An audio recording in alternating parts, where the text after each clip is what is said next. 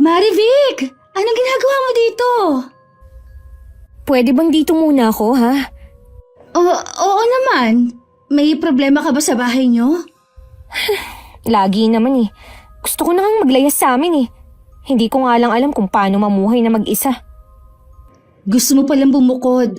Dapat pinag-igihan mo na lang ang pag-aaral mo noon. Hindi sana may maganda kang trabaho ngayon. Noon pa naman eh, wala na akong hilig mag-aral. Alam mo ba kung gaanong karaming bata ang naghahangad na makapag-aral lang? Isa ka sa mapalad na nabiyayaan na makatungtong sa paaralan, tapos yan lang ang sasabihin mo. Hindi ko naman siguro kasalanan na lumaki ako sa maayos na pamilya, na kayang ibigay ang mga kailangan ko. Kaya nga maswerte ka kaysa sa kanila. Kaya sana, huwag mong sayangin ang oportunidad, no? Mas matanda ako sa'yo pero kung pangaralan mo ko para kang ate ko. Mas matanda ka nga sa akin. Isip bata ka naman. Pwede ba? Kahit ngayon lang. Huwag mo muna akong sermonan. Kaya lang naman kita pinagsasabihan para na rin sa kabutihan mo.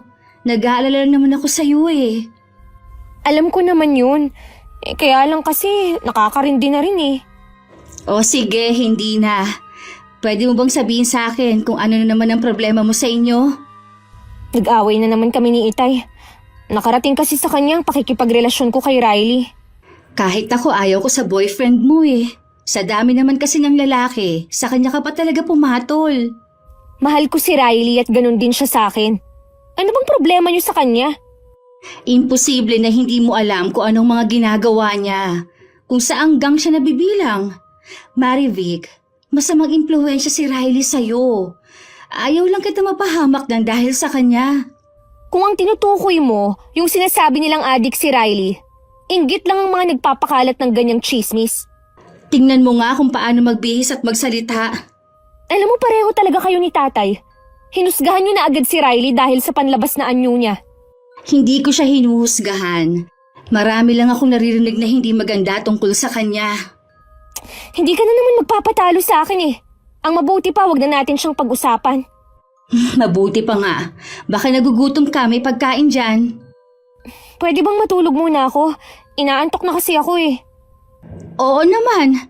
Maiwan muna kita dito sa kwarto ha. May gagawin lang ako sa labas.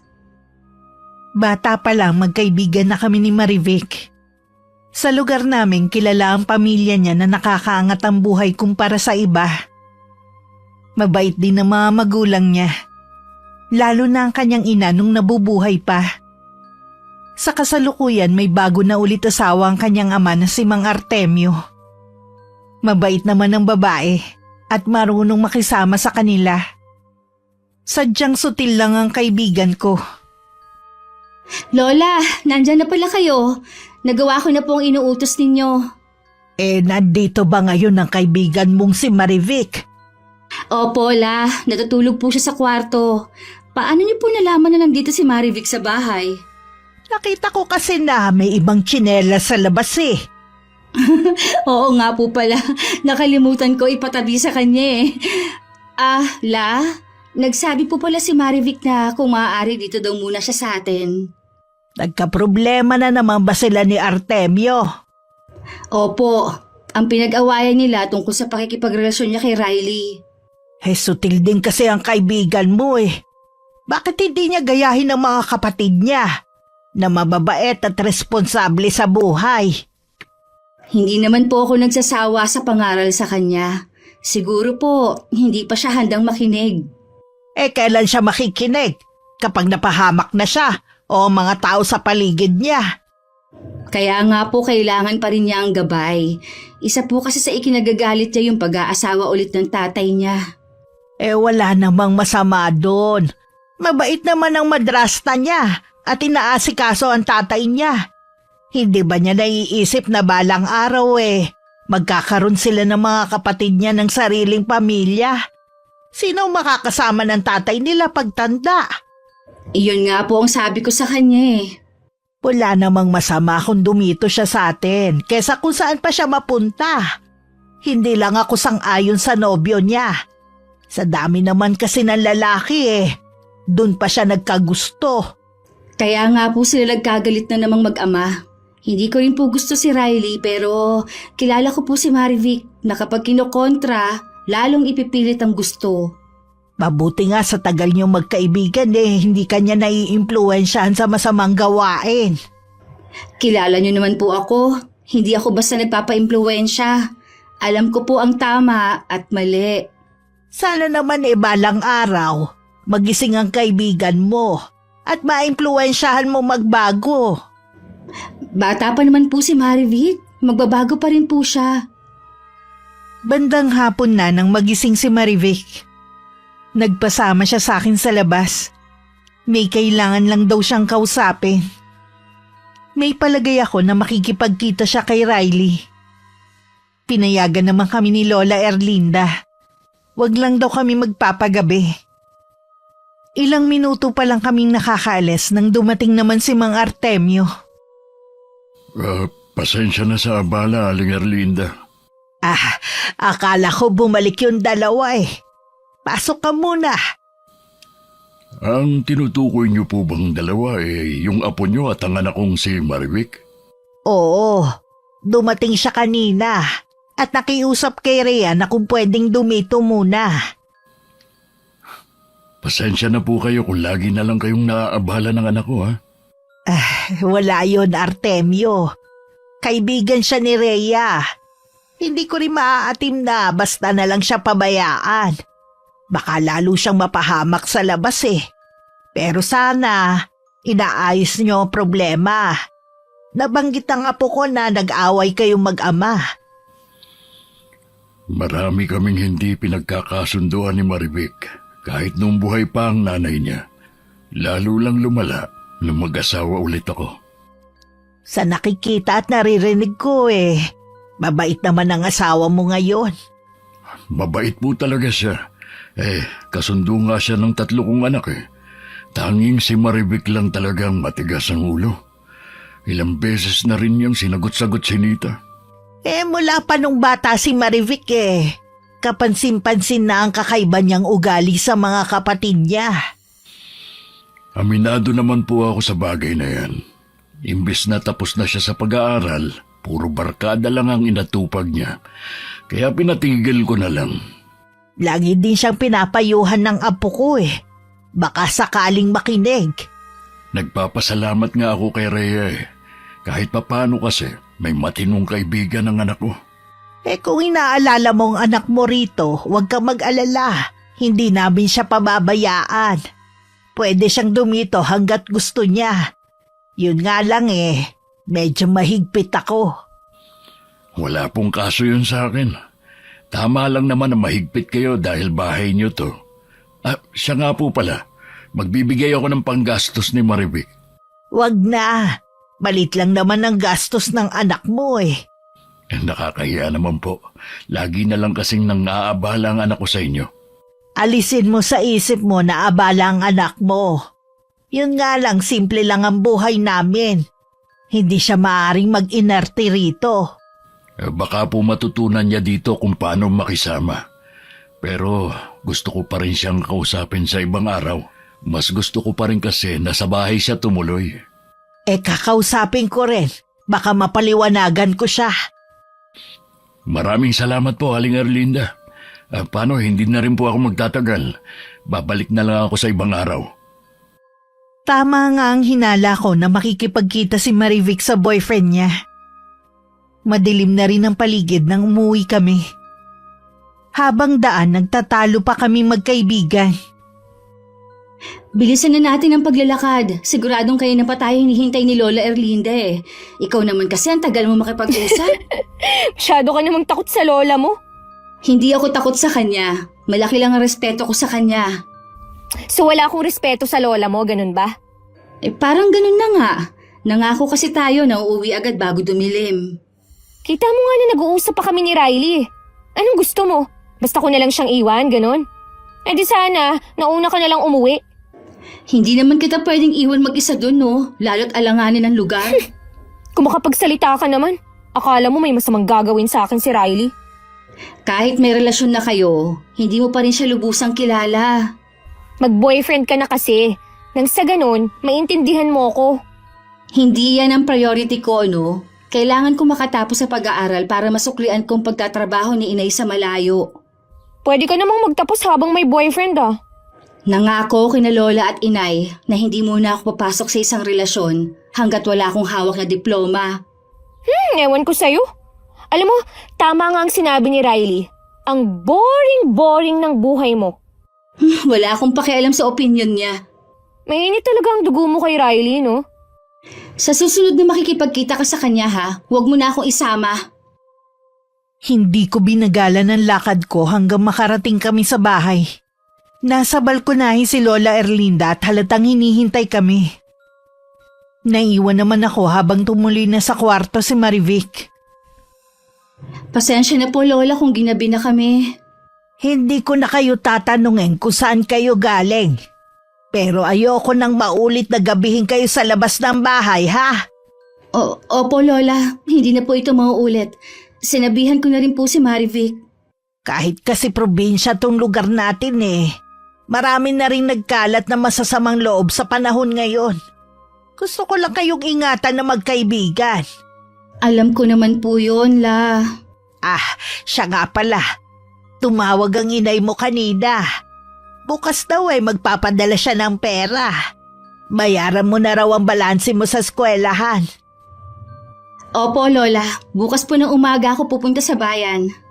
Paalala ko lang, iha ha. Mahirap ang trabaho ng inay mo sa Maynila. Wala siyang inihingi na anumang kapalit sa kanyang pagsasakripisyo. Pero ang nais niya makapagtapos ka. Dahil yun lang ang may pamamana niya sa'yo. Alam ko naman po yun. Kaya nga po pinagbubutihan kong pag-aaral. 1 taon na lang naman po magtatapos na ako. Sabi ko nga sa nanay mo tinutupad mo ang pangako mo sa amin. Siyempre naman po, la. Kayo ang dahilan ko kung bakit gusto ko magtapos. Tara na sa kusina. Nakaluto na ako ng hapunan natin. Tawagin mo na ang kaibigan mo. Tinulungan ko muna maghain si Lola Erlinda bago ko tinawag si Marivic. Alanganin pang ang dumulog sa hapagkainan ng kaibigan ko. Siguro nakakaramdam din ng hiya sa lola ko. Pasensya na kayo, Lola Erlinda ha, kung ginabi kami ng uwi ni Rhea. Hindi naman sa pinaghihigpitan kita, iha ha. Kaya lang kasi nasa puder kita.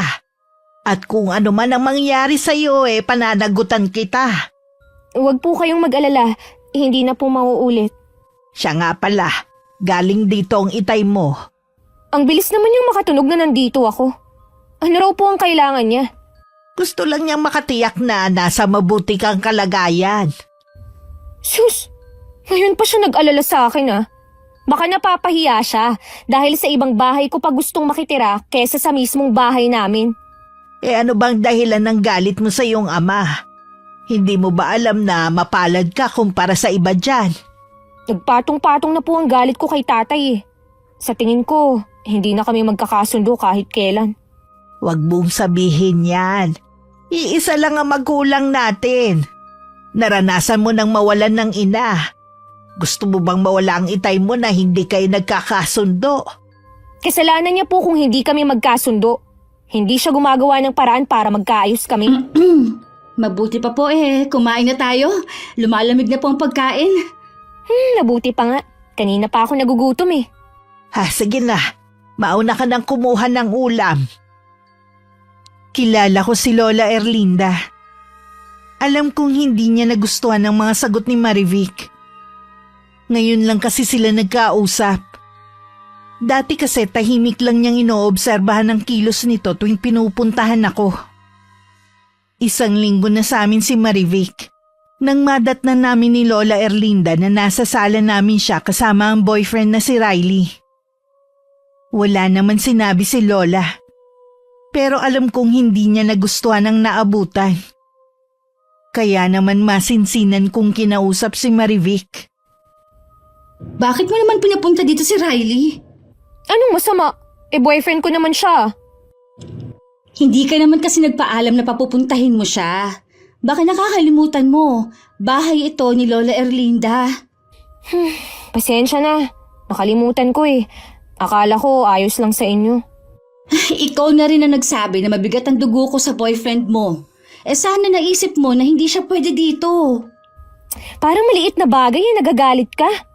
Hindi ako nagagalit. Sinasabi ko lang sa'yo ang hindi ko gustong mga ginagawa mo. Hindi naman kasi porke na dito ako nakatira sa bahay mo. May karapatan ka ng pagsalitaan ako. Baka nakakalimutan mo din. Magkaibigan lang tayo. Pasensya ka na kung lagi kita napagsasabihan. Kaibigan kasi kita. Kaya gano'n na lang ang pagmamalasakit ko. Nang araw na yun nagpaalam na si Marivic na uuwi na sa kanila. Maayos naman siya nagpaalam kay Lola at maging sa akin. Nag-away ba kayo ng kaibigan mo kaya siya biglang nagpaalam? Pinagsabihan ko lang po siya. Hindi ko rin gusto ang ginawa niya. Kaya mabuti na rin na umuwi na lang siya sa kanila. Hindi tayo ang taong makakapagpabago sa kanya. Naimpluwensyahan na po kasi siya ni Riley eh. Wala na po siyang bukang bibig kundi ang boyfriend niya. Hayaan na lang natin ang kanyang ama magdisiplina sa kanya. Tayo kasi may limitasyon lang kahit gusto natin na mapabuti siya. Oo nga po. Nasaktan din ako sa sinabi niya kanina na kaibigan lang ako. At wala akong karapatan na pagsabihan siya. Kita mo na ang ugali ng kaibigan mong yon. Ganun pa siya pagkatapos natin siyang tanggapin sa bahay natin. Hindi naman siya dating ganun magsalita. Sabi nga pala ng inay mo kung gusto mong magbakasyon sa kanya ngayon sem break mo. Padadalhan ka raw niya ng pamasahe. Tamang-tama daw uuwi din ang dalawa niyang kasama sa probinsya. Wala siyang kasama sa boarding house. Ay, sige po Lola. Magbabakasyon po ako sa Maynila. Matagal ko na pong gusto na makarating doon. Sabi ko na nga ba matutuwa ka. Kayo po ba Lola hindi sasama? Pinipilit nga ako ng inay mo Sabi ko, hindi ko na kayang mahabang biyahe. Dito ko na lang kako siya hihintayin pag uwi niya. Konting tiis na lang po Uuwi na rin sa atin ang inay. Nang mga sandaling yun, hindi na rin nagulat si Mang Artemio nang madatnan sa bahay nila ang anak niya. Mabuti naman at umuwi ka na. Nakakahiya naman kina Aling Erlinda at doon ka pa nakituloy. Alam mo naman na hikaos din sila sa buhay. Hikaos ba yung nakakapag-aral si Rhea? At 1 taon na lang magtatapos na? Hindi pa yun matalino ha? Sadya lang talaga na masipag at matyaga si Rhea para makatapos. Masipag din ang nanay niya.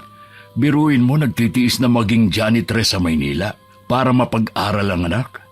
Gusto ko na nga rin po sanang bumalik sa pag-aaral Ano naman ang nakain mo at gusto mo na ulit mag-aral? Naiinip na po kasi ako Di magtrabaho ka. Gusto ko nga pong bumalik sa pag-aaral. Hindi ang magtrabaho. Ngayon pa, kung kailan maraming taon nang nasayang. Bakit naman po sayang?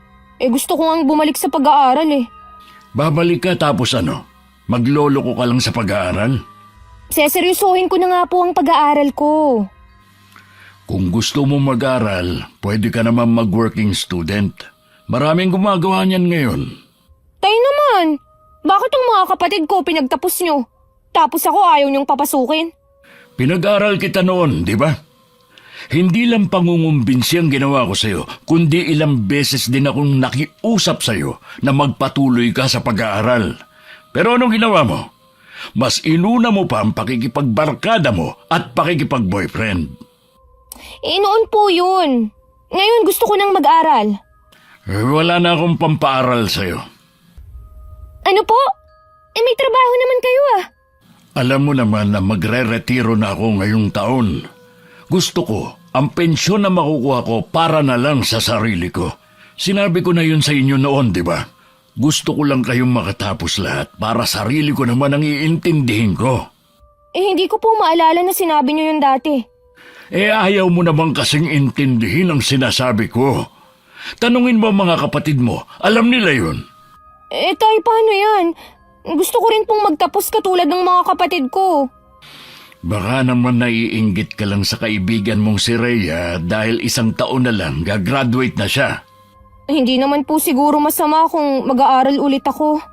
Hindi nga, pero ikaw ang magpaaral sa sarili mo. Wala ka nang aasahan sa akin. Tay naman, maawa naman kayo sa akin. Gusto ko rin maging tulad ng mga kapatid ko. Yan ang napapala ng walang kwenta mong pagre-rebelde. Walang nagawa si Marivic kundi manlumo na lang sa desisyon ng ama. Ang dahilan kasi kung bakit gusto niyang bumalik sa pag-aaral dahil kay Riley. Gusto kasi ng pamilya nito na nakatapos din sa pag-aaral ang ipapakilalang babae. Ikaw naman kasi, pinag-aaral ka noon pero puro bulak-bulang ang ginagawa mo. Huwag mo na nga akong sisihin. Akala mo naman napakatino mo nung nag-aaral ka. Kahit papaano nakapagtapos ako, hindi ka tulad mo. Talaga bang ginagalit mo ako, ha? Ikaw naman hindi na mabiro. Kaya nga ako nakipagkita sa'yo eh. Para gumaan ang loob ko. Lalo mo pang ginagatungan ng nararamdaman kong galit. Pasensya ka na. Pero sa totoo lang, wala namang dapat sisihin dito kundi ikaw. Alam ko naman yun eh. Kaya nga gusto kong ituwid ang nagawa kong mali noon. Kaso ayaw na nga ni Itay na pag-aralin ako. Ang gusto ba naman eh, mag-working student na lang ako? Pwede naman para lang makatapos ka. Alam mo, isa ka pa eh. Akala mo yata ganun kadaling pagsabayin ng trabaho at pag-aaral? Alam ko na mahirap pero kaya mo naman siguro. Nagagawa nga ng iba eh. Akala ko noon, pinakamalas na si Rhea dahil wala siyang ama. Janitress lang ang nanay niya sa Maynila pero nakakapag-aral pa siya. Yun pala, mas higit akong malas sa kanya. Magkakaiba talaga tayo ng kapalaran. Anong gagawin ko, Riley? Paano ako matatanggap ng pamilya mo? Bakit? Sigurado ka na ba sa akin? Oo naman. Huwag mong sabihin na hindi ka pa sigurado sa akin sa lagay na to, ha? Nag-aalala kasi ako na baka hindi ka magustuhan ng mga magulang ko eh. Tumitingin din kasi sila sa estado sa buhay. Masyado naman yatang matapobre ang mga magulang mo. Akala mo naman eh, lumaki kayong mayaman. Dapat, tanungin mo rin yung sarili mo kung matatanggap ka ba ng pamilya ko. Huwag na nga natin pag-usapan ang tungkol sa mga pamilya natin. Tayo naman ang magsasama kung sakali eh. Ikaw naman ang nag-umpisa eh. Ay, siya nga pala. Bakit hindi ka yata pumupunta sa kaibigan mong si Rhea? Isa pa ang babaeng yun. Akala mo kung sino na. Naiinis kasi ako kapag pinapangaralan ako eh. Akala ko nag-away kayo nang madatnan niya ako sa bahay nila eh. Pinagsabihan naman niya ako. Kaya umalis na lang ako ron. Nung nandun ka ba sa bahay nila, wala ka napapansin na kakaiba sa lola niya? Wala naman. Bakit mo naman naitanong? Di ba nasa 80 na ang edad ng matanda? Para kasing ang lakas pa niya sa edad niya. Siguro dahil sa kinakain din. Nung nandun kasi ako, wala nang ibang ulam dun kundi gulay at isda. Pinurga nila ako ng 1 linggo na puro gulay at isda ang ulam. Hindi man lang makahalata na konti lang akong kumain dahil hindi ko gusto ang ulam. Ano naman ang pakialam nila kung ayaw mo ng ulam nila? Nakikitira ka lang naman. Iniisip ko kasi na magiging espesyal ang trato nila sa akin dahil bisita ako. Mabuti hindi nasira ang pagkakaibigan nyo nang dahil sa pagtira mo dun. Mula pagkabata, magkaibigan na kami ni Rhea. Lagi siyang nandyan kapag kailangan ko ng makakausap at masasandalan kapag may problema ako. Sa bagay nga, mukha nga siyang mabait kaya lang katulad ng lola niya, mailap din siya sa tao. Focus kasi yun sa pag-aaral. Ako lang yata ang kaibigan niya eh. Kursunada pa naman siya ng isa kong kaibigan. Kaya lang, nasusupladahan sa kanya eh. Ilang beses daw niyang nginitian. Umiwas lang daw ng tingin. Masyado raw pakipot. Subukan niya kamong ligawan kapag nakatapos na ng pag-aaral. Baka sakaling pansinin na siya. Kaya lang naalala ko, pagkatapos nga pala niyang mag-aral, sa Maynila daw siya mag-a-apply ng trabaho. Mabuti pa siya makakarating sa Maynila. Huwag mong sabihin naiinggit ka sa kaibigan mo. Hindi ah. Magkaibigan kami ni Rhea. Walang dahilan para mainggit ako sa kanya. Kasi kung ayaw mong matupad ang pangarap niya, may paraan para mahadlangan natin siya. Tigilan mo na nga si Rhea. Ayoko na pinagpaplanuhan niyo siya ng masama. Hindi nagpakita sa akin si Marivic hanggang makaalis ako sa lugar namin para magbakasyon. Sumagi sa isip ko na baka galit siya sa akin. Inalis ko muna sa isip ang alalahanin ko. Gusto ko kasi mag-enjoy sa bakasyon ko. Hindi nga ako nagkamali. Maganda talaga sa Maynila. Nakakamangha ang naglalakihang gusali at mga mall. At ang ingay ng iba't ibang uri ng sasakyan. Alam ko na magiging masaya ang pagtigil ko rito. Ilang araw na ako sa Maynila nang dumalaw si Marivic sa bahay.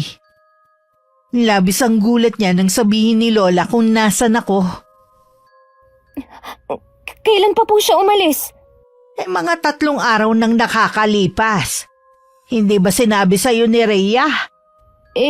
Hindi pa po kasi kami nagkikita mula nung umalis ako dito sa inyo. Sa inyo ka na ba ulit umuuwi? Opo, bumalik na po ako sa bahay namin. Hanggang kailan po si Rhea sa Maynila? Buong bakasyon siya ron. Maganda nga yun para makasama naman niya ang kanyang ina. Kasama nga po niya ang nanay niya. Naiiwan naman po akong mag-isa rito. Kahit naman mag-isa lang ako dito kaya ko naman. Mas matagal ko naman nakakasama ang apo ko kaysa sa nanay niya. Sa bagay nga po. Sige po hindi na rin ako magtatagal. Sige iha. Bumalik ka na lang kapag nandito na siya ha. Tatawagan ko rin po siya. Mabuti pa nga para makumusta mo naman siya. Tipid lang nang umiti si Marivic kay Lola bago naglakad palayo. Sa di kalayuan nakita naman ni Lola na naghihintay si Riley. Nagkibit balikat na lang si Lola at saka pumasok na sa loob ng bahay. Bakit ang bilis mo naman yatang bumalik? Wala naman si Rhea. Nasa Maynila siya, nagbabakasyon. Wow! Sosyal naman pala ang kaibigan mo. Doon pa talaga nagbabakasyon? Mabuti pa siya nakarating na sa Maynila. Ikaw, malabo ka na makarating doon. Mabubulo ka na sa lugar natin. Pareho lang tayo, no? Akala mo naman may mararating ka sa buhay. Pasalamat ka pa nga pinatulan pa kita. Kahit hindi maganda ang reputasyon mo. Kaya nga bagay tayong dalawa Mabuti pang umuwi na muna ako. Kakausapin ko din si Itay. Kukulitin ko siya na pag-aralin ulit ako sa pasukan. Good luck sa'yo. Sakto nang dumating si Marivic sa kanila, naroon ang ama at ang kanyang madrasta. Tiningnan pa niya ng masama ang babae bago tiningnan ng ama. Tila naramdaman naman ng asawa ng kanyang tatay na parang nakakaistorbo lang siya sa dalawa. Kaya nagpaalam muna na may gagawin sa kusina. Darating pa kaya ang panahon na rerespetuhin mo ang tiyanita mo? Bakit? Hindi ko naman siya inaaway Hindi mo nga siya inaaway, pero lagi namang malamig ang pakitungo mo sa kanya. Tinitignan mo pa rin siya ng matalim. Para yun lang, galit na naman kayo. Wala na talaga akong ginagawang tama sa bahay na to Wala naman talaga. Kahit nung nabubuhay pa ang inay mo, napakatigas na ng ulo mo. Bakit hindi na lang kayo magsama ng boyfriend mo para hindi kung saan-saan lang kayo nagtatagpo? Hindi pa nga kami handa Kaya nga gusto ko munang mag-aral ulit. Ipipilit mo na naman ba ang bagay na yan, ha? Sa gusto ko nga po, Tay Parang hindi niyo ako anak Wala na nga akong pangpaaral sa'yo. Dapat noong kapatapos pero mas ginusto mong magloko sa pag-aaral. Tapos na nga yun, Tay. Bakit kailangan niyo pang balikan? Tigilan mo na ako, Marivic. Kinausap ko na ang Kuya Lester mo. Hahanapan ka na lang niya ng trabaho. Ayoko ngang magtrabaho. Pues, dumiskarte ka kung paano mo mapag-aaral ang sarili mo. Siguro nai-impluwensyahan kayo ng bago niyong asawa, no? Siya ba ang kumokontrol sa inyo, ha? Walang kinalaman si Nita dito kaya wag mo siyang maisali-sali sa usapan natin. Bakit ayaw niyo man lang akong pagbigyan? Dahil matagal na akong sumuko sa'yo. Sa dami ng pagpapahiya mo sa akin, sa paulit-ulit kong pakiusap sa'yo noon, na para din naman sa'yo na makapagtapos ka. Lahat ng yun binaliwala mo. Pasensyahan na lang tayo. Tay naman, nakikiusap naman ako Hindi mo ako madadaan sa pag-iyak mo. Magtrabaho ka na lang para magkaroon ka na sariling pera. Pagsisisihan niyo ang ginawa niyong pagtalikod sa akin! Marivic, bumalik ka rito! Napuno na rin si Marivic sa kanyang ama. Kaya naman tuluyan na siyang nagrebelde. Lahat ng bisyo na alam ng boyfriend na si Riley, sinubukan din niya. Tama na yan. Lasing ka na eh. Wag mo nga akong pakialaman. Kung ayaw mong basagin ko sa mukha mo ang boteng hawak ko, lumayo ka sa akin. Sige, bahala ka. Nag-aalala lang naman ako sa iyo eh. Tatay ko nga, wala nang pakialam sa akin eh. Tuluyan na niya akong pinabayaan. Sundin mo na lang ang gusto ng tatay mo. Maghanap ka na lang ng trabaho. Ang mga akong utusan sa kung anong dapat kong gawin. Dahil nga sa'yo, kaya gusto kong bumalik sa pag-aaral eh. Hindi naman na mahalaga kung makapagtapos ka eh. Hindi ka nila gusto. May iba silang napupusuan para sa akin. Ha? Sino naman ang babaeng yun? Hindi ko rin alam eh. Wala rin naman akong interes kaya hindi ko na inalam kung sino. Wala naman palang kwenta ang buhay ko eh. Ayos lang na nagpakasira na lang ako. Ikaw naman, maliit na bagay eh, magre-rebelde ka. Sabi ko naman sa'yo, ako ang pakikisamahan mo at hindi sila.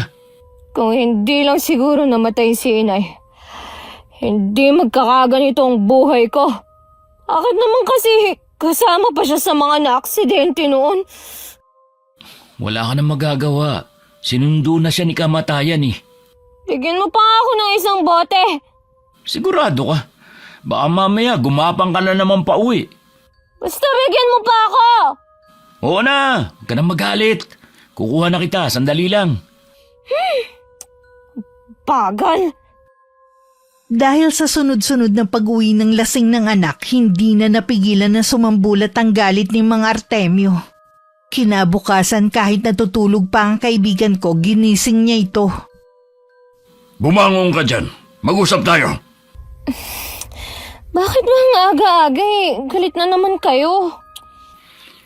Imbis na magbago ka, lalo ka pang nagre-rebelde. Wala ka na nga silbi sa bahay na ito. Puro pakahihiya ang inaakyat mo. Kung kailan ka tumanda, tsaka ka naman umasta na parang teenager. Kasalanan niyo naman po kung bakit ako nagkakaganito eh. Imbis na kasi ipakita mong karapat dapat kitang bigyan ng isa pang pagkakataon, ito pang ginagawa mo. Kung saan-saan ka nagwawala kasama ng boyfriend mo na wala rin pangarap sa buhay. Yan bang ikinagagalit niyo ha? Yung pagkawala ko? Ang gusto ko, tumino ka. Ayusin mo yung buhay mo. Bakit hindi mo gayahin ang mga kapatid mo? Wala rin naman silang kwentang kapatid. Hindi man lang sila maaasahan. So bakit ko sila gagayahin? Gusto ka naman nilang tulungan, pero ikaw tong matigas. Hindi ko nga gusto ang tulong na gusto nilang ibigay.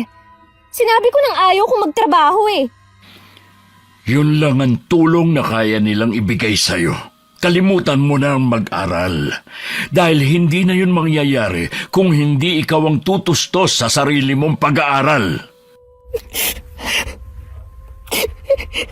Ganun na lang ba talaga ang galit niyo sa akin, ha? Akala niyo ba matutuwa ang inay sa ginagawa niyo to sa akin? Huwag mo nang idamay ang inay mo. Matagal na siyang nananahimik.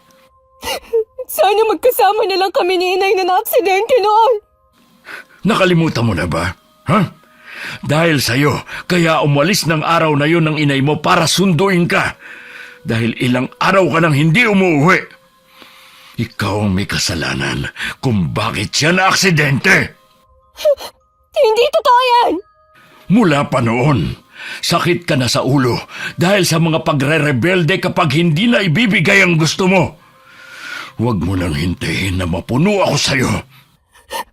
Kaya pala lagi kayong galit sa akin. Dahil ako ang sinisisi niyo sa pagkamatay ng inay. Galit ako sa mga ginagawa mo. Alam mo ba kung nasaan ang boyfriend mo, ha? Hayun, nakakulong dahil nahulihan ng droga. Kung lagi kang sasama sa lalaking yon, ganun din ang mangyayari sa'yo. Kailangan pala ako ni Riley. Pupuntahan ko siya. Ang tigas talaga ng ulo mo, Marivic! Bumalik ka rito! Napakuyom na lang ng kamao si Mang Artemio sa biglang pag-alis ng anak. Nang lingunin niya ang asawa na papailing na lang din ang babae sa inasal ni Marivic. Habang nakatanaw sa pag-alis ng anak, nakaramdam si Mang Artemio ng paninikip ng dibdib. Agad naman siyang dinaluhan ng asawa bago pa siya bumagsak sa sahig. Natapos na rin ang pagbabakasyon ko sa Maynila. Tuwang-tuwa si Lola Erlinda sa pagdating ko. Hindi naman ako magkamayaw sa paglalabas ng mga pasalubong ko sa kanya. Nahiya ka sa pagbabakasyon mo sa Maynila ah. Gumanda ka at lalong kuminis ang kutis mo. Talaga la? Medyo mainit nga lang po doon kumpara dito sa atin. Kumusta na pala ang inay mo? Ayos lang naman po siya la. Namimiss na nga raw niya kayo eh. Ako rin naman eh. Sana sa lalong madaling panahon umuwi na siya rito. Huwag po kayo mag-alala. Kapag po nakatapos ako ng pag-aaral, maghahanap po agad ako ng trabaho. Gusto ko na rin po na magpahinga dito sa atin ng inay eh. Ilang buwan na lang naman. Mabilis lang ang pag-usad ng mga araw. Kita mo nga, nandito ka na ulit sa atin. Para nga pong bitin ng pagbabakasyon ko. Talagang gusto mo doon ah. Opo la, doon ko gusto magkatrabaho. Alam ko na matutupad mo ang mga pangarap mo. May iba nga po pala ako. Kumusta po kayo nung wala ako? Pumunta nga pala rito si Marivic, hinahanap ka. Sabi ko nga nasa Maynila ka at nagbabakasyon. May pasalubong din po ako sa kanya. Gusto ko sana siyang tawagan nung nasa Maynila ako eh. Nawala naman sa isip ko. May isa pa nga pala. Inatake sa puso ang ama niya. Po? Kamusta na po si Mang Artemio? Nakalabas na siya ng ospital at nagpapahinga na lang. Sa kanila ko na nga lang siya dinalaw eh. Ano po kaya ang dahilan ng atake niya? Sabi ni Nita, nagtalo raw ng araw na yun na mag-ama. Hindi na daw kasi masikmura ng tatay ang ginagawa ng kaibigan mo. Lalo't nabalitaan na nahuli ng pulis ang boyfriend niya. Totoo pala talaga ang balita na gumagamit ng droga ang Riley na yon at mga kaibigan. Ang tigas din po kasi ng ulo ni Marivic eh. Sinabihan ko na siya dati ng tungkol kay Riley. Noon pa po kasi kalat na ang balitang yan. Pero hindi siya naniniwala. Tingin niya sinisiraan lang ang boyfriend niya ng mga taong naiinggit doon. Wala ko nakikita na kainggit-inggit sa taong yun, no? Ano ba nakita ng kaibigan mo sa kanya? Yun nga din ang paulit-ulit kong tanong sa kanya, la. Mamaya ay dadalawin ko ulit si Artemio. Sasama po ako sa inyo, Lola. Gusto ko rin pong makamusta si Mang Artemio eh. Hindi ka ba magpapahinga muna? Mahaba din ang biyahe mo ah. Hindi naman po ako pagod eh. Mamayang gabi na lang po ako magpapahinga. Iba talaga kapag bata pa. Hindi pa gaano napapagod sa biyahe. Inayos ko lang ang ibibigay kong pasalubong at niyaya ko na rin si Lola na pumunta na kami. Pagdating namin sa kanila, mag-asawa lang ang nandun. Hindi na raw doon nakatira ang kaibigan kong si Marivic. Nag-aalala ako na baka lalo siyang mapariwara kung hindi namin siya makikita. Sinubukan niyo na bang lumapit sa mga pulis? Yung isa ko na lang daw na anak ang bahala. Sana naman po umuwi na si Marivic. Sana maisip man lang niya ang kalagayan ninyo. Nabanggit nga pala ng lola mo na sa Maynila ka nagbakasyon. Kumusta naman ang nanay mo? Ayos lang naman po siya. Ang swerte ng nanay mo sa'yo. Lumaki ka kasing mabait at masunuring bata. Sana katulad mo si Marivic. Huwag po kayo mawalan ng pag-asa. Magbabago rin po si Marivic. Maiisip rin po niya ang mga mali niyang ginagawa. Sana nga. Ang kailangan lang kasi mailayo siya sa Riley na yun. Sa tingin ko siya nag-uudyok na gumawa ng masama ang anak ko. Mahal na mahal po kasi siya ni Marivic eh. Tingin ko po hindi niya basta iiwan ng boyfriend niya. Apo, bakit hindi mo muna puntahan si Nita sa may kusina? Baka may maitutulong ka sa kanya. Nakakaiya kasi na ipaghahanda pa niya tayo ng merienda. Sige po, Lola. Imaiwan ko na po muna kayo. May gusto po ba kayong sabihin sa akin na ayaw niyong marinig ni Rhea? Oo, yun ang dahilan kung bakit ako dumalaw. Walang alam si Rhea sa kakayanan na meron ako. Nakita niyo ba ang mangyayari sa hinaharap? Medyo malabo ang nakikita ko. Pero alam ko na may kinalaman ito sa'yo at sa anak mo. Sabihin niyo kung anong nakita ninyo. Mas makakabuti na hindi nyo na muna pauuwin dito si Marivic. May trahedya akong nakikita na mangyayari sa hinaharap na may kinalaman siya. Kung hindi ba dito uuwi si Marivic, posible bang mapigilan ang mangyayari? Hindi ako sigurado pero ito lang ang naiisip ko. Sige, sasabihin ko sa anak ko na itigil na muna ang paghahanap kay Marivic. Pasensya ka na kung kailangan ko tong sabihin sa'yo, ha? Nagpapasalamat nga po ako sa inyo dahil binalaan niyo ako. Hindi ko nakakayanin na may trahedya na namang mangyayari sa pamilya ko. Aling Erlinda, si Marivic kaya ang nagdadala ng kamalasan sa pamilya namin. Hindi ko masasagot ang tanong mong yan. Ngunit sa nakalipas na taon hinayaan ko siya maging malapit kay Rhea. Baka sakaling magbago siya. Pero lalo siyang lumala dahil siguro sa impluensya ng barkada at nobyo. Napabayaan ko din siya noon, lalo na nang mamatay ang kanyang ina. Kayo rin po nagsabi noon na may masamang mangyayari sa asawa ko dahil kay Marivic. Lahat ginawa ko para maprotektahan siya. Pero napalingat lang ng konti. Nakalabas siya ng bahay. Siguro hanggang doon na lang ang buhay ng asawa mo. Natanggap ko na rin na wala na siya. Hindi ko lang talaga maiwasan na malungkot tuwing maaalala ko ang trahedya na yon. Nang makauwi kami ni Lola, kapansin-pansin ang pagiging tahimik niya. Naisip kong baka may kinalaman ang pag-uusap nila kanina ni Mang Artemio. Uusisain ko sana siya kaya lang nakakaramdam na ako ng antok. Nagpaalam na lang ako na matutulog ng maaga at hindi na maghahapunan. Busog pa kasi ko dahil sa masarap na meriendang niluto ni Aling Nita. Habang nakahiga, naalala ko ang pag-aasikaso sa amin ng babae. Kahit noon wala akong nababalitaan na may masamang pag-uugali siya. Kaya nakakapagtaka na hindi makasundo ni Marivic. Nakatulugan ko na ang pag-iisip sa bagay na yun. Kinabukasan maaga akong nagising. Sinilip kita kagabi, pero mahimbing ka na natutulog. Pasensya na, Lola, kung hindi ko kayo nasaluan sa hapunan. Hindi na rin ako kumain kagabi. Busog pa rin kasi ko Naparami nga po ang kain ko ng pansit at biko na niluto ni Aling Nita. Ang bait niya po talaga. Kung bibigyan lang sana ng pagkakataon ni Marivic ang madrasta niya, siguradong mapapalapit siya. Iba kasi talaga ang ugali ng kaibigan mo. Oo nga po pala. Napansin ko po nung makauwi tayo kahapon, naging tahimik na kayo. May kinalaman po ba sa naging pag-uusap ninyo ni Mang Artemio? Siguro, kailangan mo na rin malaman ang lihim ko. Nasa tamang edad ka na rin naman para maintindihan mo. May itinatago po ba kayong lihim, Lola? Alam to ng inay mo at ilang taga rito. Mula pagkabata kakayanan ko na ito. Nung tumatanda na ako bihira na lang mangyari na makita ko ang mangyayari sa hinaharap. Nakikita niyo po ang mangyayari pa lang?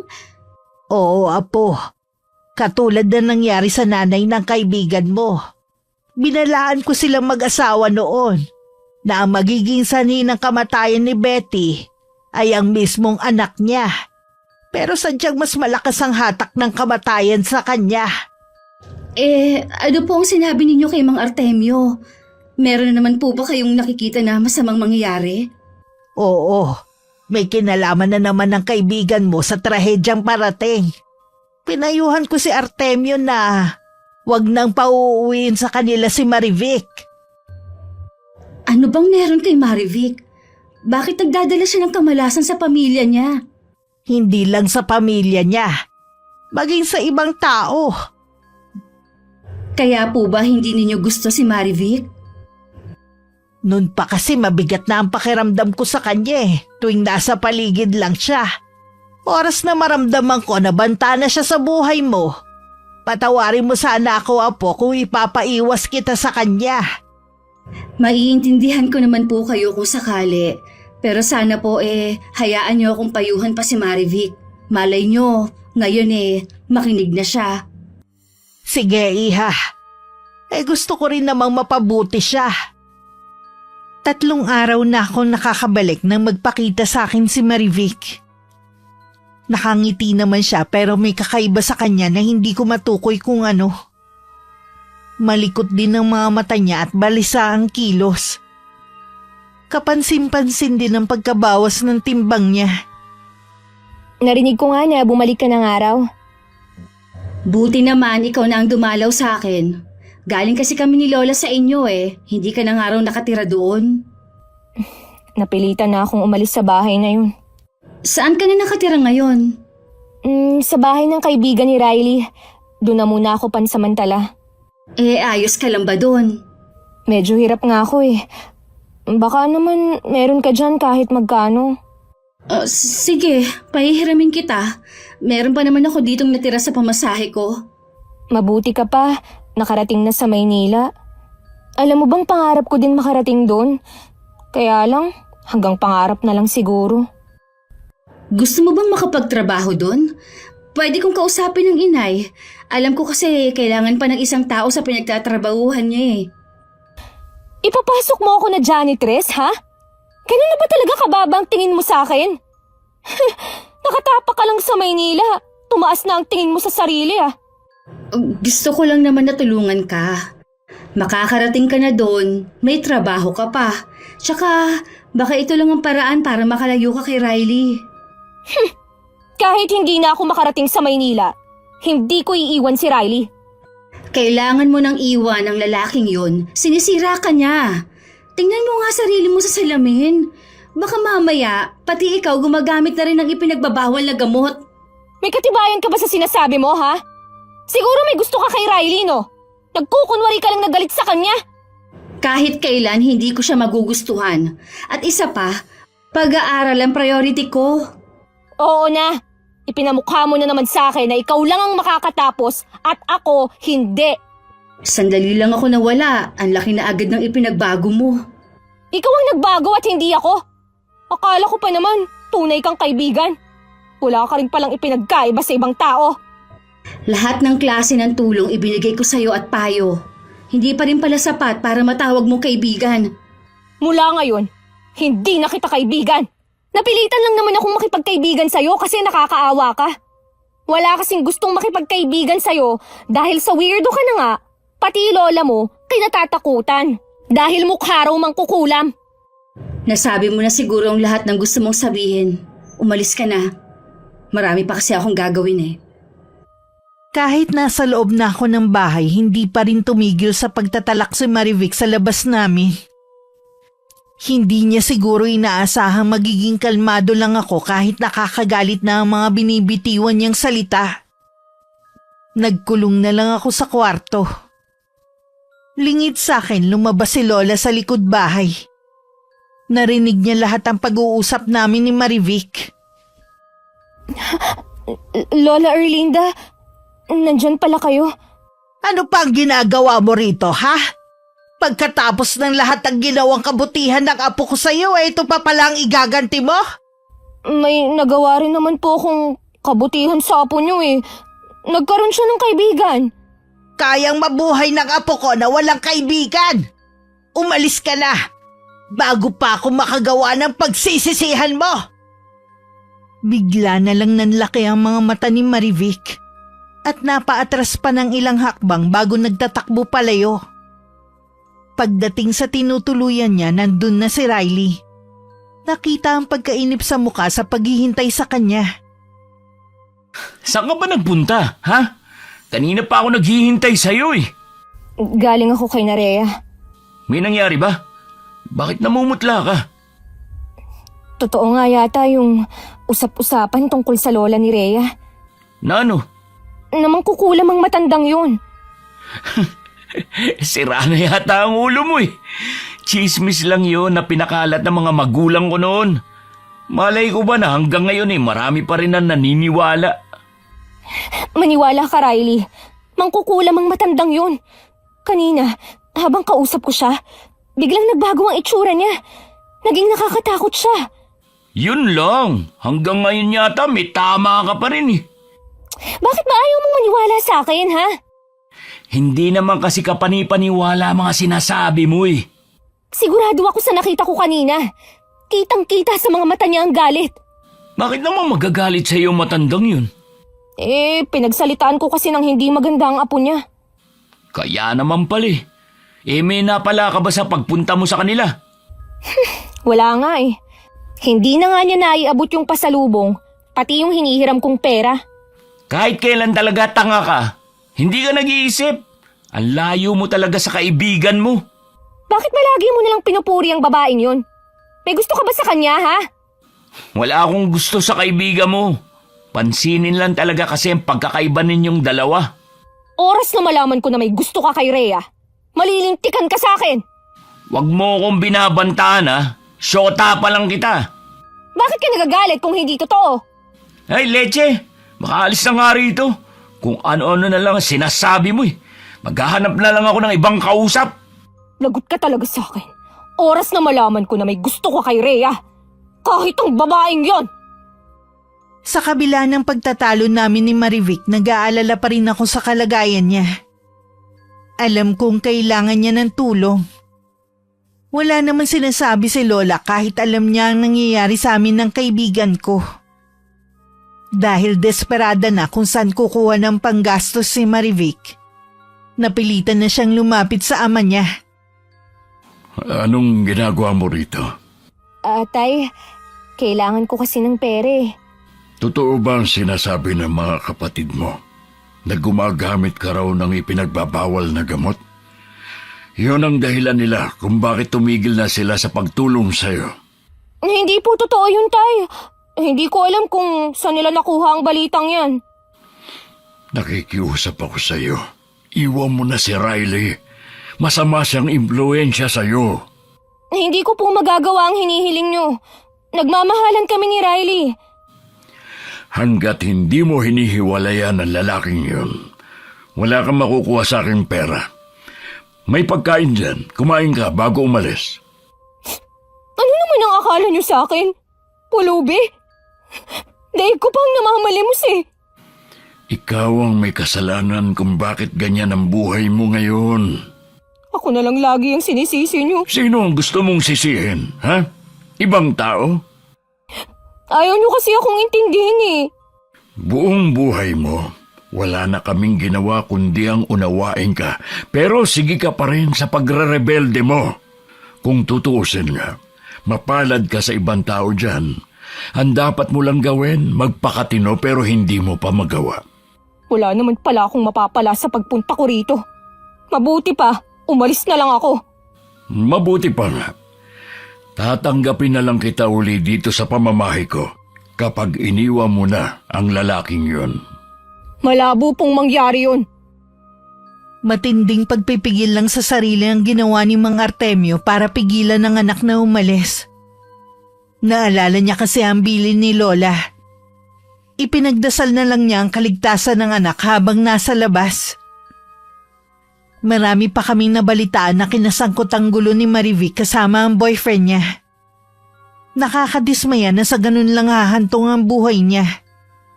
Pero hindi na namin hawak ang mangyayari sa kanya. Siya pa rin ang magdedesisyon kung patuloy siyang magpapakasama. Alam kong galit na galit ka sa tatay mo dahil tuluyan ka ng pinabayaan. Wala na akong tatay at mga kapatid. Nabilog na nagmadrasta ko ang mga ulo nila. Lalo tuloy akong nagagalit sa kanya. Gusto mo bang gumanti sa kanila? Ni minsan, hindi yan pumasok sa isip ko. Tuturuan lang naman natin sila ng leksyon. Ayoko, Riley. Lubayan mo na lang ang pamilya ko. Kapag ba namatay ang tatay mo, sa tingin mo, may makukuha ka? Oo naman. Kapag naibenta ang bahay namin, may party ako dun. Tinalikuran ka na nga nila eh. Paano ka pa mapapartihan? Napuno na ang tatay mo at mga kapatid mo sa pagre-rebelde mo sa kanila. Hindi maaari. Yun na lang ang meron ako. Ang hina mo rin kasi. Natitiyak ko, hahadlangan na madrasta mo na may makuha ka. Palagay ko, nagngingit-ngit na rin yun sa galit sa'yo. Ano bang paghihiganti yung binabalak mo? Naisip ko na pasukin ang bahay nyo at kunin ang mga mahalagang bagay. May barilang itay. Tsak nalalaban yun. Ay di lalabanan ko siya. Hindi naman ako papayag na basta na lang barilin ng tatay mo, no? Di rin ako papayag na saktan mo si itay. Itinakwil ka na nga eh. Pinagtatanggol mo pa. Tatay ko pa rin yun kahit anong mangyari. Bahala ka na nga. Ikaw na nga tinutulungan ko eh. Ayoko lang kasi na makulong. Advance ka naman. Kulong agad na sa isip mo. Di sa tingin mo, saan tayo pupulutin kung sakaling mahuli tayo? Sige nga. Sa bagay nga. Sa aming dalawa ng tatay mo, iisa lang ang dapat matirang nakatayo. Siyempre, hindi ako papayag na maunahan ng tatay mo. Kaya hindi natin pwedeng gawin ang plano mo. Pag-isipan mo pa rin. Wala na kasi tayong panggasto sa mga susunod na araw. Hindi naman pwedeng hindi tayo bibili ng mga kailangan dito sa bahay. Nag-iisip na rin ako ng paraan. Dapat gumawa ka rin ng paraan. Ito na nga naisip ko para magkapera tayo. Ayaw mo naman. Oh, saan ka pupunta? Maghahanap ng pera.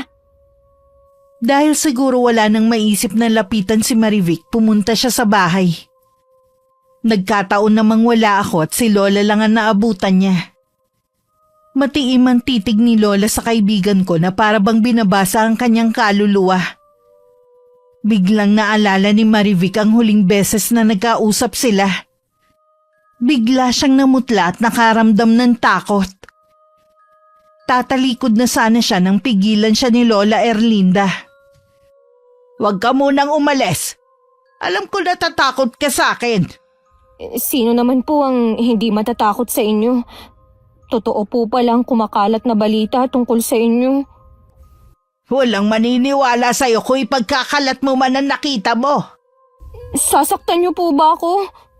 Kung balak kitang saktan, sana noon pa. Marami kang sinasabi na hindi maganda sa apo ko lalo kapag nakatalikod siya. Pero kahit kailan hindi ko naisip na gumanti sa'yo. Alang-alang sa pagkakaibigan nyo. Pangako po, hindi na ako magsasalita ng laban sa apo niyo. Kaibigan naman po talaga ang turing ko sa kanya eh. Aasahan ko yan. Siya nga pala. Kung ano man ang pinaplano mo sa tatay mo, wag mo nang ituloy. Mas malaking kapahamakan lamang ang naghihintay sa'yo. Hindi ko po alam ang sinasabi niyo. Wag mong ayunan ang kagustuhan ng nobyo mo. Paano niyo po nalaman ang plano niya? Marami akong kayang gawin na hindi alam ng ibang tao. Halimaw nga talaga kayo. Kung nasa matinukang pag-iisip, hindi mo yan masasabi. Itinuring pa naman kitang apo dahil kay Rhea. Hindi ko gugustuhin na maging lola ang isang tulad mo. Ang malas naman ni Rhea at ikaw pa ang naging lola niya. Alam ba niya ang tungkol sa sikreto mo? Hindi kita pipigilan kung gusto mong sabihin sa kanya ang nalaman mo tungkol sa akin. Hindi lang kay Rhea ko sasabihin. Sa buong baryo pa natin. Tingnan ko lang kung hindi ka nila sugurin dito at sunugin pati ang bahay mo.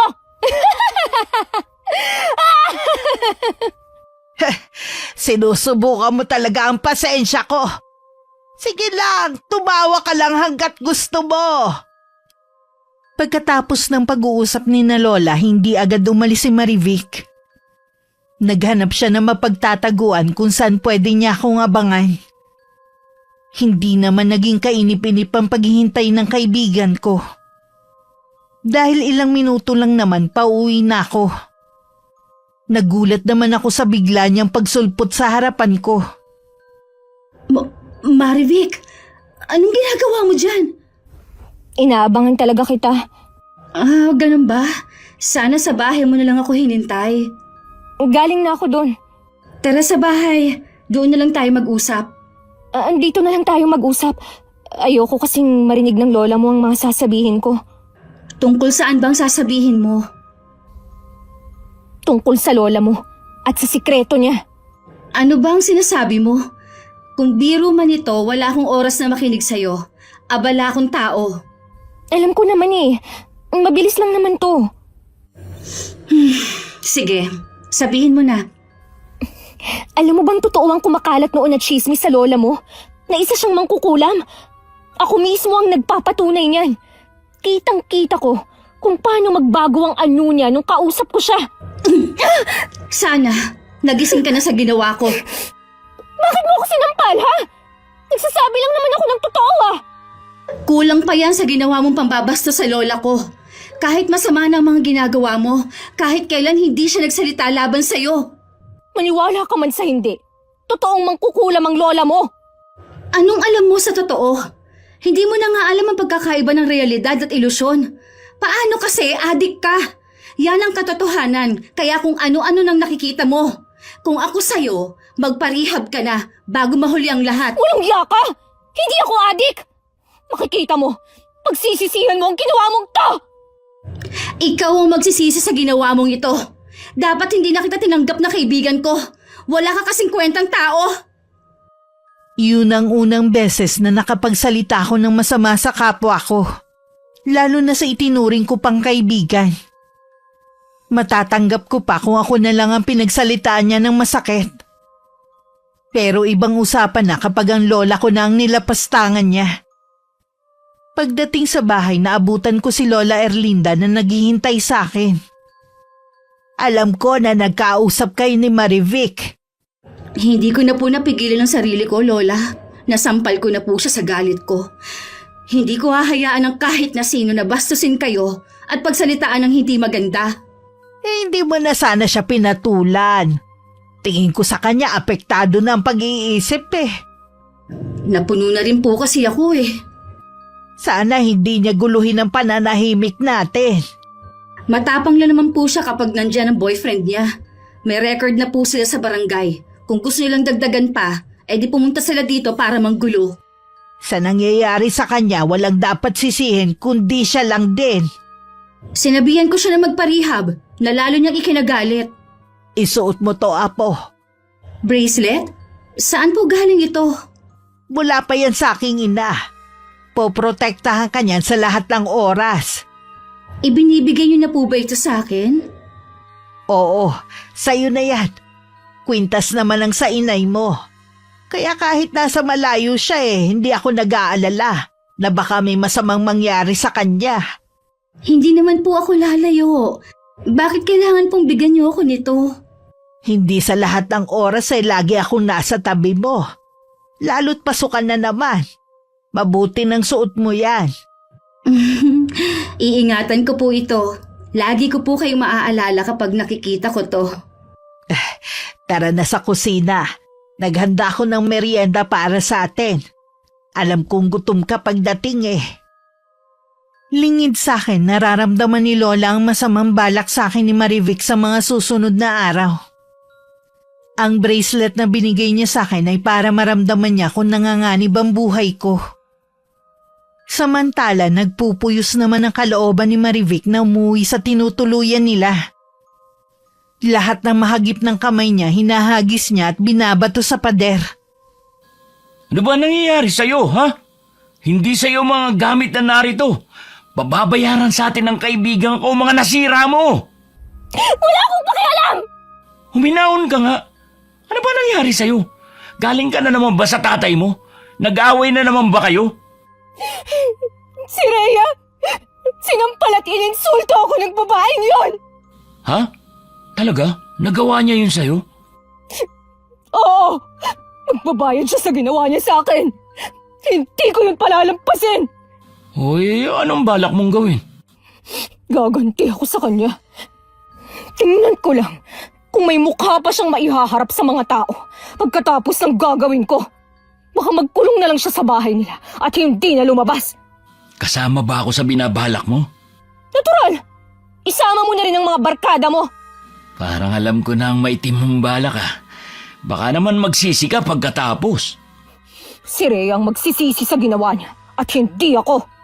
Sige, dito ka muna. Sasabihan ko lang ang tropa. Tiyak na matutuwa ang mga yon. Ilang araw ba naman na walang ganap? Sige na, puntahan mo na sila. Ilang araw nang laging umuulan sa hapon. Lagi tuloy akong atrasado nang umuwi. Kahit kasi may payong akong dala sa lakas ng ulan, mababasa pa rin ang gamit ko. Yun ang iniiwasan kong mangyari. Nang araw na yun may kinailangan pa akong daanan kaya ginabi na talaga ako. Pagbaba ko sa jeep, napansin ko agad na walang tricycle na nakaparada. Wala ko nagawa kundi ang maglakad na lang. Baka may makasalubong naman ako. Hindi naman nakakatakot maglakad dahil may poste na ng ilaw ang magkabilang daan. Naalala ko nung bata ako, nilalakad lang namin to ng lola dahil nagtitipid kami sa pamasahe. Kaya naman talagang lakarin at hindi nakakatakot. Konti lang naman pati ang parte na walang bahayan. Pagdating naman sa may maisan mga bahayan na. Ha? Sino mga taong yun na lumabas na lang basta sa likod ng poste? Si Marivic ba yun? Sino mga kasama niya? Nang mga sandaling yun, biglang nakaramdam ng matinding kaba si Lola. Tumanaw siya sa labas ng bintana. Umaambon na lang ng mga oras na yun. Kailangan ako ng apo ko. Alam ko may masamang nangyayari sa kanya sa mga sandaling to. Hihingi ako ng tulong sa mga kapitbahay. Wala nang inaksayang oras si Lola Erlinda. Kinuha lang niya ang balabal niya at debateryang flashlight at saka pumanaog na ng bahay. Dumiretso siya sa mga kapitbahay na hindi naman nagdalawang isip na samahan siya. Nang mga oras naman na yun, hawak ako sa magkabilang braso ng dalawang lalaki. Pilit ako nagpupumiglas habang nagmamakaawa. Pero puro tawa lang ang tugon nila sa akin. Lumapit sa akin si Marivic at malakas akong sinampal. Ibinalik ko lang sa'yo. Ang sama mo! Wala kang kasing sama! Matagal na. Ngayon mo lang nalaman. Nakaganti ka na! Pakawalan niyo na ako! Hinihintay na ako ng lola ko! Nagmamadali ka namang umuwi. Mamaya na! Akala niyo yata, hindi ko alam ang binabalak niyo. Hindi ako tanga! Marivic, hahayaan mo ba ang kaibigan mo na babuhin ng mga to? Ang kaibigan mo nga nagplano ng lahat ng to eh. Gusto niya kasi, wala ka ng mukhang maihaharap sa mga taga rito. Mga hayop! Baboy! Kulang na lang lumabas na ang puso ko sa kinalalagyan nito sa matinding takot na nararamdaman ko. Habang abala sila sa kakatawa, naramdaman kong lumuwag ang pagkakahawak sa akin ng dalawang lalaki. Inipon ko ang lahat ng lakas ko at saka sinipa ko ang harapan ng isang lalaking may hawak sa akin. Tuluyan niya ako nabitiwan at saka ko naman itinulak ang isa pa hanggang makawala ako. Hindi agad sila nakaporma sa ginawa ko. Wala na akong inaksayang oras. Tumakbo na ako sa isang direksyon. Mga bobo! Tatayo na lang ba kayo? Habulin niyo siya! Lagot tayo kapag nakapagsumbong siya! Bilisan yung habulin! Babae lang yun! Hindi siya basta makakalayo! Napakatanga naman ng mga barkada mo! Huwag ka na magalit. Hindi naman nila sinasadya eh. Okay lang sana kung nagawa na ninyo ang gusto niyo sa kanya bago siya nakatakas. Wala na sana siyang may pagmamalaki. Oo nga eh. Ang malas naman talaga natin. Ano yun? Ha? Parang may mga taong papunta rito. Di ba malayo na to sa mga bahayan? Ibig sabihin, hinahanap nila si Rhea. Pucha, alis na tayo. Baka mga pulis yan. Bibinggo na naman ako sa mga magulang ko oras na mahuli na naman ako. Paano yung apat mong kaibigan? Nahayaan mo na lang ba sila? Wala na tayong magagawa. Kapag ganitong pagkakataon, kanya-kanya na. Dali, umalis na tayo ngayon din. Sige, dito tayo dumaan. Sana lang kapag nahuli sila, hindi nila tayo idamay. Kahit idawit pa nila mga pangalan natin, basta hindi tayo mahuhuli sa akto, pwede nating itanggi ang paratang. Paano kung ituro tayo ni Rhea? Siyempre itatanggi rin natin. Bilisan mo na!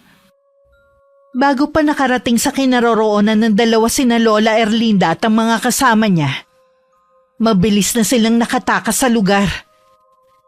Tanging mga gamit ko na lang ang naiwan sa basang lupa na dinampot ni Lola. Tumingin pa siya sa direksyon kung saan ako tumakbo. Nandito lang ang apo ko! Hanapin natin siya! Nag-umpisa na ulit lumakas ang ulan. Palingon-lingon pa ako sa mga humahabol sa akin.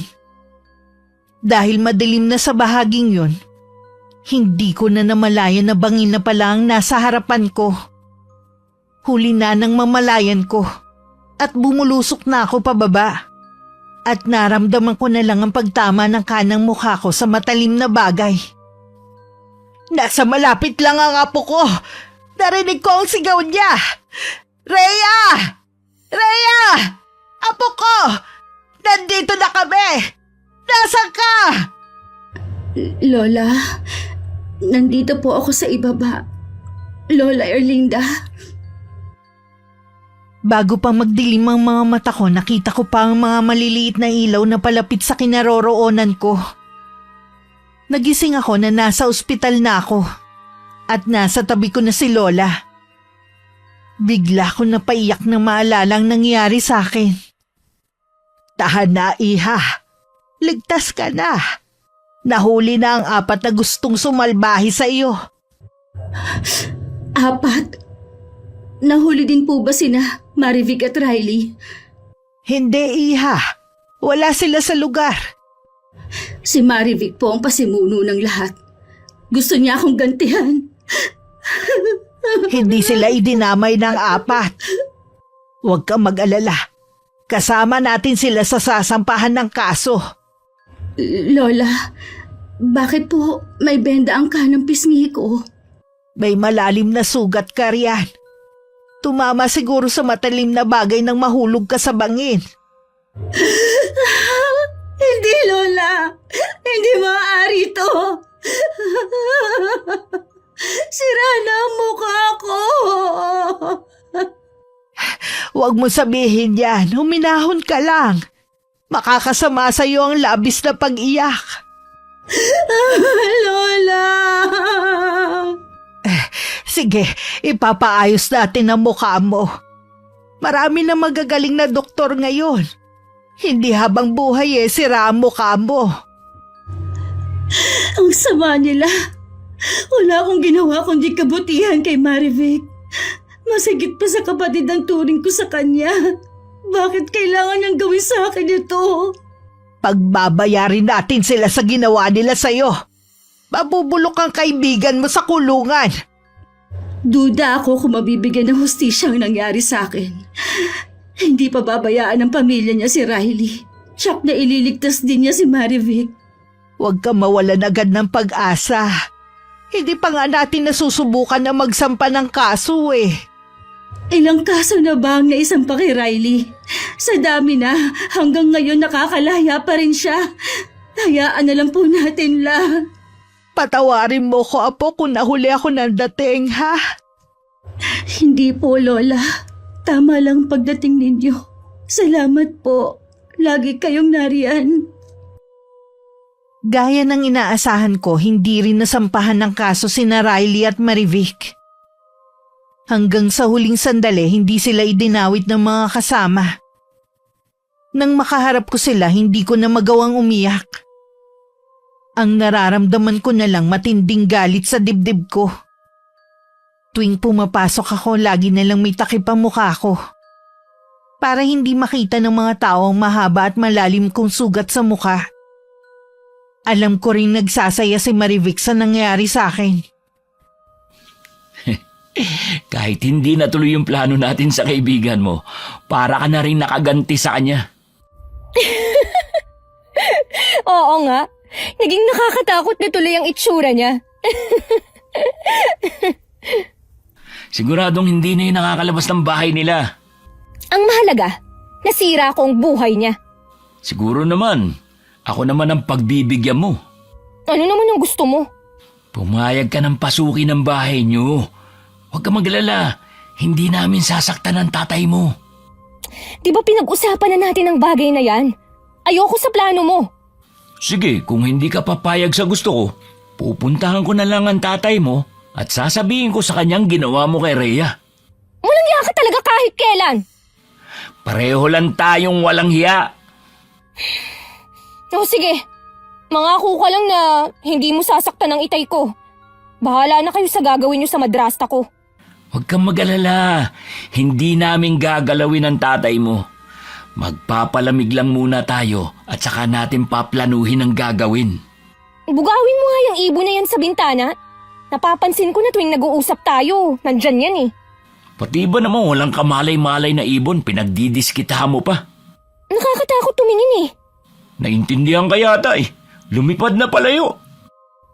Lingid sa dalawang ibon na yun na inutusan ni Lola para bantayan ang kanilang galaw. Mula sa maliit na bolang kristal nakikita at naririnig ni Lola ang kanilang pag-uusap. Hindi man ako nakakaranas ng pangungutya sa ibang tao dahil sa itsura ko. Nalulungkot pa rin ako lalo na kapag tumitingin ako sa salamin. Kumusta ang buong maghapon mo, Apo? Ayos lang po. May exam kami kanina. Tumawag nga pala ang inay mo kanina. Sabi niya meron daw siyang kilalang magaling na doktor na pwedeng mag-opera sa mukha mo. Nang ikwento niya ang sinapit mo, naawa daw yung doktor eh. Kaya sabi libre na lang daw. Kahit anong oras pwede ka nang lumuwas ng Maynila. Talaga po? Bakit hindi ka yata masaya? Ayoko pong umabsent sa klase para lang maipaayos sa mukha ko. Mahalaga po sa akin ang makatapos. Alam ko kasi na nalulungkot at nahihiya ka sa mga taong nakakakita sa iyo. Hindi naman po ako nakakaranas ng pambubuli eh. Puro awa po ang nakikita ko sa mga mukha nila. Di kapag nakagraduate ka na lang, ha? Siguro po, kung pwede pa po yung doktor na gusto mag-opera sa akin. Kapag tumawag ulit ang nanay mo, sasabihin ko sa kanya. Huwag ka na malungkot, Apo ko. Pipilitin ko pong ibalik ang dati kong sigla para po sa inyo. Salamat, Apo. Hindi kasi ko sanay na lagi kang malungkot eh. Bago pa naisagawa ni Marivic at Riley ang plano, ipinaalam na yun ni Lola kay Mang Artemio. Nagpupuyo sa galit ang matandang lalaki. Maging ang kanyang asawa sa kauna-unahang pagkakataon nakaramdam na rin ng galit. Kaya nang dumalaw si Marivic, sinalubong na siya agad ng sampal ng ama. Bumalandra siya sa sofa. Hawak ang pisnging nasaktan at nagtatakang napatitig na lang. Bakit niyo po ako sinampal? Ano po bang kasalanan ko? Mahitapang ka pa talagang magpakita dito. Hindi ko po kayo naiintindihan, Tay. Nandito lang naman ako para dalawin kayo eh. Alam ko lang balak niyong looban ng bahay na ito. Gusto niyo kaming pagnakawan ng boyfriend mo. Ang kapal na mukha mong gawin yun pagkatapos ng lahat ng ginawa ko sa'yo. Tay, hindi po totoo yan. Huwag ka nang magsinungaling. Umalis ka na rito. Bago pa ako tumawag ng mga pulis at ipadampot kita. Maniwala po kayo. Hindi ko yun magagawa sa inyo. Sino ba kasi ang naninira sa amin? Wala ka na talagang pag-asang magbago. Sukdulan na talaga ang kasamaan mo. Sarili mong ama? Balak mong pagnakawan? Talaga bang nilamon na ng droga yung utak mo? Ha? Umalis ka na. Habang kaya ko pang pigilan ang sarili ko. Lumayas ka na! Tungo ang ulo na umalis ng kanilang bahay si Marivic. Nagtataka rin siya kung paano yun nalaman ng kanyang ama. Nagmadali na rin siyang umuwi para ipaalam kay Riley ang pagkakatuklas ng ama sa plano nilang panloloob mamayang gabi. Kahit ang boyfriend hindi makapaniwala sa narinig. Sigurado ko, meron nagsumbong sa tatay mo sa plano natin. Nagulat na nga lang ako na alam niya ang buong detalye. Na para bang naroon siya habang nag-uusap tayo? Malas naman talaga oh. Ayos ka lang ba? Kanina pa kasi masakit yung lalamunan ko eh. Uminom ka na ba ng gamot? Oo, kanina pa. Kaya lang, hindi naman tumatalab sa akin. Ibibili na lang kita ng ibang gamot, yung antibiotic. Ay, hihiga na nga muna ako. Lalong sumama pakiramdam ko sa binalita mo eh. Binantayan na lang ni Marivic si Riley. Hindi siya umalis sa tabi nito kaya kita niya ang matinding paghihirap ng boyfriend. Sumusuka na siya ng dugo na may kasamang mga uod. Halos lumuwa na rin ang mga mata nito sa matinding ubo. Ano kayang nangyayari sa'yo? Bakit may mga uod na kasama ang suka mo? Hindi ko alam. May palagay ako na hindi pang karaniwan ang sakit ko. Inutusan ko ang mga kaibigan mo na humiram ng sasakyan para madala ka na namin sa ospital. Kaya lang hanggang ngayon, hindi pa rin sila bumabalik eh. Hindi doktor ang kayang gumamot sa akin, kundi albularyo. Ha? Wala naman akong alam na albularyo. Tama, ang lola ni Rhea. Alam ko nang gagamot yun dati eh. Yun din ang alam ko. Wala ka na bang ibang kilala? Imposible kasi na tulungan tayo ng matandang yun. Pagkatapos ng mga ginawa natin sa apo niya. Oo nga, pero gusto ko pang mabuhay. Anong gagawin natin? Kanino tayo hihingi ng tulong? Buong gabing binantayan ni Marivic ang binata. Ipinaalam na rin niya sa pamilya ang nangyayari sa boyfriend. Kinailangan na rin nilang itali si Riley. Dahil nagwawala at sumisigaw sa matinding sakit na nararamdaman. May mga lumabas na rin na latay sa katawan nito na parang hagupit mula sa latigo. Nang mga oras na yon habang umuusal ng dasal, panay palo naman ni Lola gamit ang maliit na patpat sa litrato ni Riley. Magdusa ka hanggang ikaw na mismo ang humiling ng kamatayan mo. Walang salita ang pwedeng maglarawan ng sakit na nararamdaman mo. Ikaw naman ang isusunod ko, Marivic. Bago magbukang liwayway, binawian na ng buhay si Riley. Kalunos-lunos ang sinapit ng kanyang katawan. Hindi nila maipaliwanag kung bakit nagkabali-bali ang buto nito. Tanging pagpupumiglas lang naman ang ginawa niya. Nang sumunod na araw, si Marivic naman ang nakaramdam ng kakaiba sa katawan. Sa takot na matulad kay Riley, napilitan siyang umuwi sa bahay nila. Ayoko pong matulad kay Riley, Tay. Tatanggapin ka pa rin namin sa bahay na ito. Pero sana, magbago ka na at humingi ka ng kapatawaran sa mga taong nagawa mo ng kasalanan. Gagawin ko po yun. Basta wag niyo lang po akong pabayaan. Ano ba ang nararamdaman mo? Ang balat ko po, Tay. Tinubuan ng mga pigsa. Sabay-sabay po yung kumikirot. Magpapahanap ako ng albularyo. Si Aling Erlinda sana, kaya lang matindi ang galit niya sa'yo. Hindi ako sigurado kung pagagalingin ka niya.